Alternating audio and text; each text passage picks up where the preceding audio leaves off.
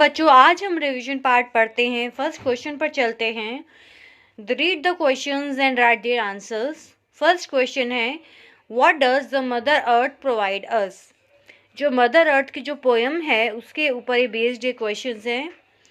The mother earth provide us food, clothes, water etcetera. इसमें पूछा गया है कि जो अर्थ है, हमारी धरती माता है, वो हमें क्या क्या देती हैं। हमें वो क्या देती हैं? कपड़े, खाना और पानी पीने को देती हैं। एसेट्रा मतलब और भी अन्य चीज़ें, हमें बहुत सारी चीज़ें हमें प्रदान करती हैं। सेकंड क्वेश्चन है, who is the great provider of everything. The mother earth is the great provider of everything. इसमें लिखा है कि जो धरती माता है वो हमें, जो हमें सब कुछ मिलता है हमें इस धरती पर, वो हमें हमारी धरती माता ही प्रोवाइड करवाती हैं। इसलिए इन्हें क्या कहा गया है? Great provider of everything. हर चीज़ हमें कहाँ से मिलती है? अपने अर्थ से मिल जाती है। क्वेश्चन नंबर थर्ड देखते हैं। How does the mother earth live. The mother earth lives in a tune like a beautiful song. जो मदर अर्थ है वो एक ब्यूटीफुल सॉन्ग की एक मधुर ट्यून की जैसे रहती हैं। फोर्थ है, who is our best friend according to the poem. The mother earth is our best friend. जो हमारे बेस्ट फ्रेंड हैं वो कौन है? इस पोएम के अकॉर्डिंग जो मदर अर्थ हैं वो हमारी बेस्ट फ्रेंड हैं अकॉर्डिंग टू द पोएम। क्यों बेस्ट फ्रेंड है? क्योंकि वो हमें सब कुछ प्रदान कर रही हैं, जैसे फूड, क्लोथ्स, वाटर एसेट्रा, मतलब एवरीथिंग जो भी हमें रिक्वायरमेंट होती है डेली नीड्स की, वो हमें प्रोवाइड करवाती हैं। तो जैसे हमारी जो बेस्ट फ्रेंड होती है हमारी टेक केयर करती है, उसी तरीके से मदर अर्थ भी हमारी मदर की तरह हमारी टेक केयर करती हैं। नेक्स्ट है, right the names of the following sense organs and also right their functions in the space below. देखिए यहाँ पे सेंस ऑर्गन्स के नाम बताने हैं। हमारे कितने सेंस ऑर्गन्स होते हैं? There are 5 sense organs. ये सभी जानते हैं। 5 ज्ञानेंद्रियाँ होती हैं, जैसे आँख, कान, नाक, जीभ और त्वचा। 5 ज्ञानेंद्रियाँ होती हैं। इसी तरीके से इंग्लिश में हमें फोटो के पिक्चर के अकॉर्डिंग लिखना है। फर्स्ट है, देखिए, आइज़, देन ईयर्स, फिर है टंग, स्किन एंड नोज़। ये हमारी 5 ज्ञानेंद्रियाँ होती हैं। इन्हें सेंस ऑर्गन्स कहा जाता है। इनके फंक्शंस भी लिखने हैं। तो फर्स्ट देखिए, आइज़ का फंक्शन है, we see with our eyes. हम अपने आइज़ के द्वारा देख सकते हैं। सेकेंड है, we listen with our ears. हम अपने कानों से सुनते हैं। Third, we taste with our tongue. हम अपनी जीभ से चखते हैं। Fourth, we feel with our skin. त्वचा से हमें फील होता है, महसूस होता है। फिफ्थ है, we smell with our nose. हम अपने नोज से सुगंध लेते हैं। देखिए नेक्स्ट पेज पर आते हैं। द लिटिल फर ट्री की पिक्चर है। इसी से रिलेटेड नीचे क्वेश्चंस दिए हुए हैं, क्योंकि ये रिवीजन पार्ट है जो पहले हम पढ़ चुके हैं, उसी का एक अभ्यास कार्य है। चलिए थर्ड क्वेश्चन पर चलते हैं। Answer the following questions according to the lesson the little fir tree.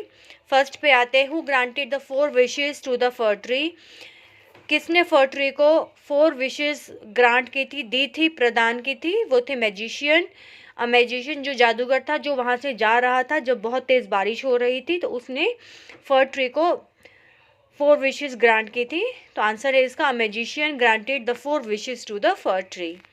Second है, what was the first wish of the fir tree. जब फर ट्री ने विश मांगी तो उसकी फर्स्ट विश क्या थी? The first wish of the fir tree was it had green leaves, कि उसकी जो पत्तियां हैं वो कैसी हो जाएं? ग्रीन लीव्स हो जाएं, हरी पत्तियां हो जाएं। क्योंकि उसकी पहले कैसी थी? नीडल लाइक लीव्स थी, सुईदार नोकदार उसकी लीव्स थी पहले, लेकिन अब वो चाहता था कि उसकी जो पत्तियां हैं वो हरे रंग की हरी भरी हो जाएं। नेक्स्ट है, what happened to the green leaves of the fir tree. जब उसकी ग्रीन लीव्स हो गई तब उसके ग्रीन लीव्स को क्या हुआ? A goat came along and eat all the green leaves. तब क्या हुआ? एक बकरी आई और उसने वो हरी पत्तियां थी वो सारी खा ली उसकी। नेक्स्ट है fourth, why did the fir tree want to have gold leaves. अब उसके बाद जो फर ट्री था वो क्या चाहता था? वो ग्रीन लीव्स ना चाह करके गोल्ड लीव्स, सोने की पत्तियां विश थी उसकी कि उसकी सोने की पत्तियां हो जाएं। क्यों? क्योंकि because no animal could eat them if the fir tree had gold leaves. अगर उसकी पत्तियाँ सोने की हो जाएंगी तो कोई भी एनिमल, जैसे कि पहले गोट आकर के उसकी पत्तियों को खा गई थी, तो इस तरह से कोई भी एनिमल उसकी पत्तियों को नहीं खा सकेगा। नेक्स्ट है fourth question, add this DIS to the following words to get new words and write them in the given space. हमें क्या करना है, जो वर्ड्स दिए हुए हैं इसके आगे DIS लगाना है, जिसे प्रीफिक्स बोला जाता है, पहले भी बताया है। One has been done for you. तो फर्स्ट है क्लोज, तो इसके आगे अगर डिस लगा देते हैं तो ये बन जाता है डिसक्लोज।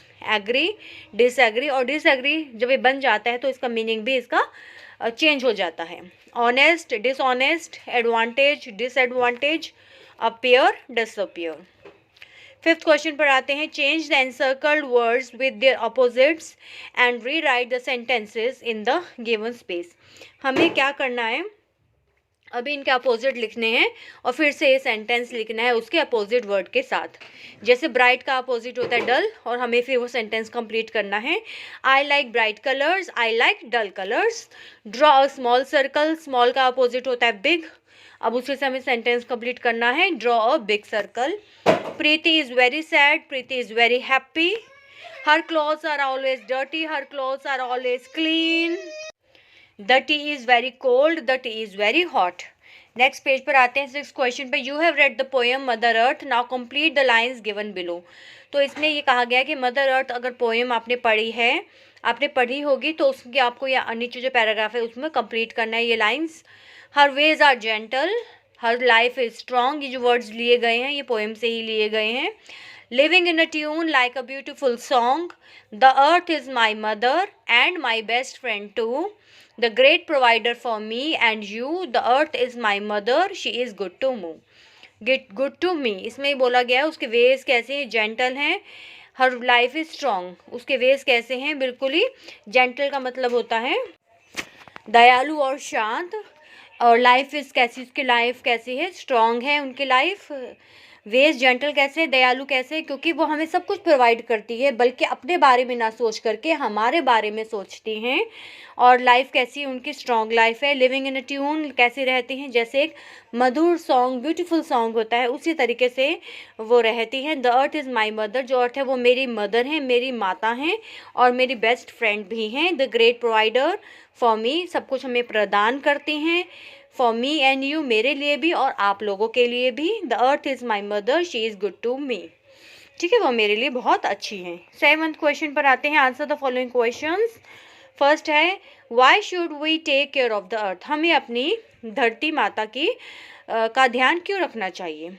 ठीक है, first, we should take care of earth because we live on it, क्योंकि हम रहते हैं धरती पर, सबसे पहली बात। Second, earth gives us everything, क्योंकि अर्थ हमें सब कुछ प्रदान कर रही है, इसलिए हमें उनका भी ध्यान रखना चाहिए। कैसे हम ध्यान रखेंगे बताइए, क्योंकि हम अपने अर्थ को नुकसान नहीं पहुंचाएंगे, है ना, पर्यावरण का ध्यान रखेंगे, पॉल्यूशन नहीं फैलाएंगे, गंदगी नहीं फैलाएंगे, तो इस तरीके से हम अपने अर्थ का ध्यान रख सकते हैं। सेकेंड है, who is a great provider of everything, the mother earth is the great provider of everything. Eighth question पर आते हैं, complete the following sentences using has और हैव, हमें इस सेंटेंस को कंप्लीट करना है हैज़ से या हैव से। हैज़ कब लगाते हैं, जब सिंगुलर होता है, और हैव कब होता है, जब प्लूरल होता है।